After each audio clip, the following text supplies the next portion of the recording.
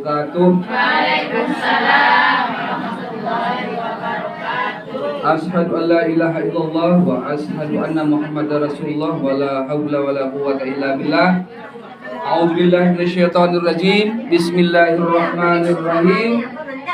Wal 'asri innal insana lafi khusr illa alladziina aamanu wa 'amilus shalihaat wa tawashaw bil haqq wa tawashaw bis sabr.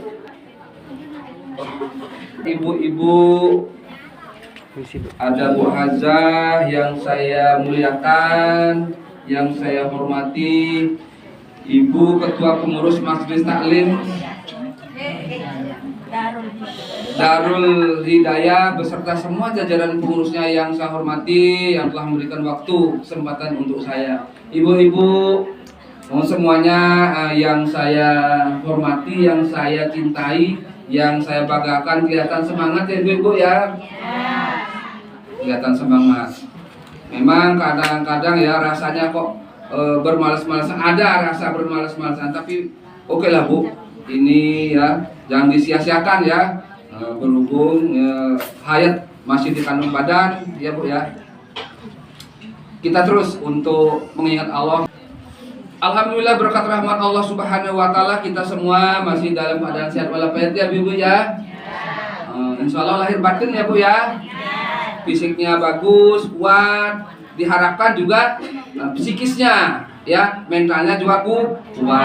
Walaupun umpamanya ada hal-hal yang menghantui kita, biasa hidup di dunia. Yang penting kalau ada masalah, ada hal, kita selesaikan. Itu saja kok repot ya, gampang sebenarnya kan begitu Bu ya. Asal kita mau berbagi. Kalau tidak bisa kita selesaikan sendiri, berdua sama suami, cari pihak ketiga, cari orang tua kita. Selesai sudah masalahnya. Ibu-ibu yang saya hormati, salawat dan salam mari senantiasa kita curahkan kepada junjungan kita Nabi besar Muhammad SAW. Ya, semoga di yaumil akhir, di akhirat kelak mendapat syafaat-syafaatnya. Mari saya mengajak diri saya sendiri dan kita semua, ayo kita isi terus sisa hidup kita ini dengan hal-hal yang maslahat, hal-hal yang positif ya Bu ya, agar nanti pasti akan pada saat kita dipanggil oleh Allah, kita sudah siap dengan ya apa yang kita lakukan selama di dunia. Artinya siap kita untuk mempertanggungjawabkan kehidupan kita di dunia. Kenapa begitu Bu? Karena di dunia sebenarnya sejatinya kita hanya persinggahan saja, sementara saja. Hidup di akhirat nanti abadi lestari, kekal selama-lamanya. Juga kita mendapat syafaatnya. Itu yang pertama Ibu, tujuan saya ke sini. Yang kedua ibu-ibu, kami dari Umaro, dari pemerintah, khususnya Kementerian Agama, khususnya lagi KUA, Kantor Urusan Agama Kecamatan, yang nangani tugas pokoknya ialah masalah perkawinan. Ibu-ibu, ini untuk dimaklumi saja, namanya juga perkawinan memang tidak selesai ya Bu ya. Anak kita kawin, punya anak, udah gede kawin lagi dan seterusnya. Makanya juga permasalahannya terus saja gitu Bu ya. Nah, ibu di antara syarat perkawinan, syarat orang nikah tuh pernah dengar nggak? Namanya apa? Wali. Siapa biasanya yang menjadi wali Bu? Yang pertama? Bapak. Kalau masih bapaknya. Kalau bapak sudah ada siapa? Kakek dari bapak dan seterusnya. Nah ibu-ibu, oke lah sudah jelas itu dan segala turunannya terus ya.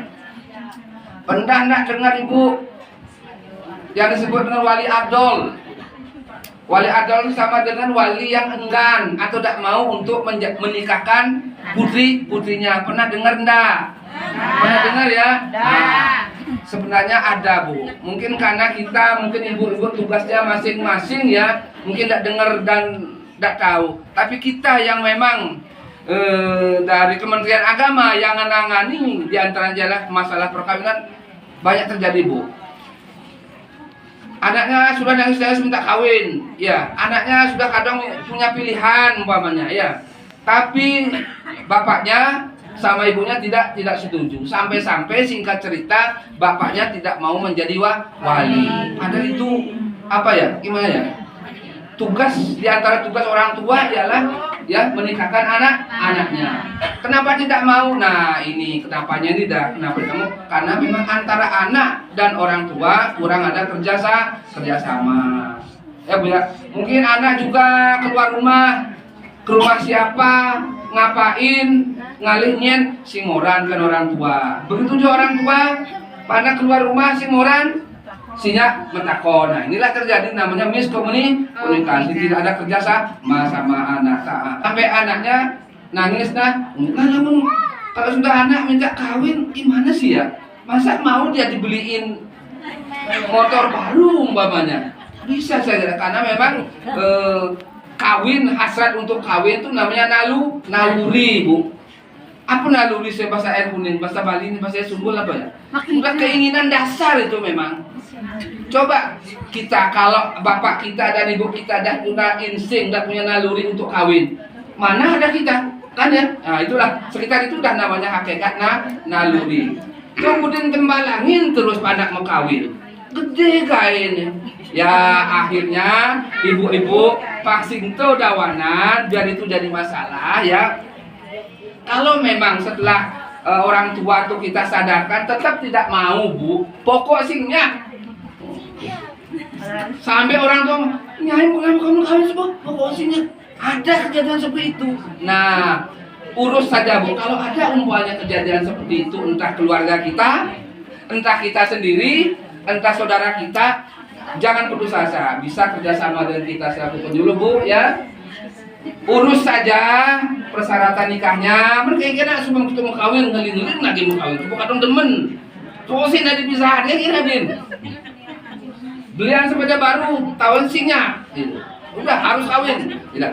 Urus saja suratnya tetap ya Bu ya. Urus saja suratnya tetap. Ngurus ke desa dulu. Setelah itu bawa daftar ke kawan, daftarkan saja.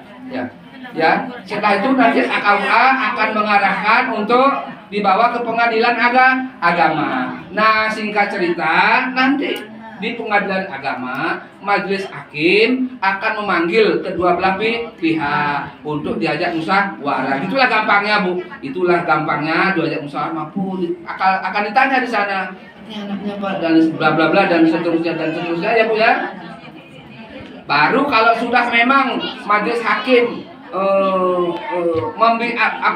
mengajak orang tuanya musyawarah, orang tua yang enggan menjadi wali itu nanti majelis hakim pada akhirnya akan tiba pada kesimpulan entah itu ditolak permintaan anak ataupun dikabulkan. Tapi pada umumnya Bu, kalau memang anak itu sudah memenuhi syarat umur dan lain sebagainya, sudah dewasa ya, terus calon suaminya memang beriman ya, satu iman itu insya Allah biasanya dikabulkan oleh majelis hakim. Apalagi umpamanya calon suaminya sudah punya pekerjaan, mengolah penghasilan, apalagi kan begitu kan? Apalagi umpamanya sampai sudah punya rumah, tambah kalau oke lagi, insya Allah turun putusan pengadilan, ya baru dibawa lagi ke KUA di mana tempat tinggal kita, wilayah kita.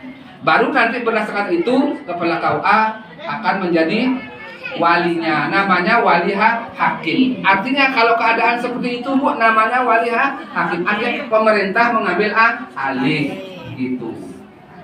Orang tuanya umpamanya ngamuk-ngamuk dan ya tidak bisa. Ini sudah keputusan pengadilan. Kenapa? Karena memang itu ialah hak dasar sebagai anak, dan kawin juga apa namanya itu perintah agama. Yang penting syarat-syaratnya sudah terpenuhi. Itu ya Bu ya. Artinya intinya yang dapat kita ambil kesimpulannya biar Bu ialah nyenawang ibu ngelah panak, mani ngelah cucu. Bagus-bagus Pak Singkati, ada kejadian seperti yang saya contohkan tadi.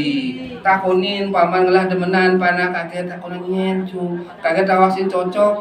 Nah setonnya sebelum terlanjur diarahkan coba tuh panak ini tuh Gus, bem panak nak ini coba alih anak yang ini umpamanya ini namanya ikhtiar kan tidak apa-apa. Coba cari coba yang begini dan seterusnya dan tidak salah kok kita milih. Tidak salah sebelum terjadi kan, tidak salah, itu malah disunatkan, dibolehkan. Yang mubah itu kita untuk memilih calon menantu. Anak kita memilih calon istri itu boleh-boleh saja. Calon suami ya dibolehkan. Daripada nanti setelah terjadi baru menyesal kemudian itu kan repot juga akhirnya ya Bu ya. Itu saja dulu Bu. Kasihan. Sampai pernah suatu saat Bu ada orang tua sampai bicara gini, saya yang membesarkan, saya yang membiayai, ya sampai gede saya yang memberi makan. Kabeh juga gitu. Walaupun begitu orang tua, tapi kalau terkait dengan jadi wali, permintaan anak untuk menikah itu memang tidak bisa Bu, tidak bisa. Itu udah akhirnya setelah diputuskan di pengadilan, kalau sudah dikabulkan, jadi walinya wali hakim. Hanya pemerintah mengambil alih.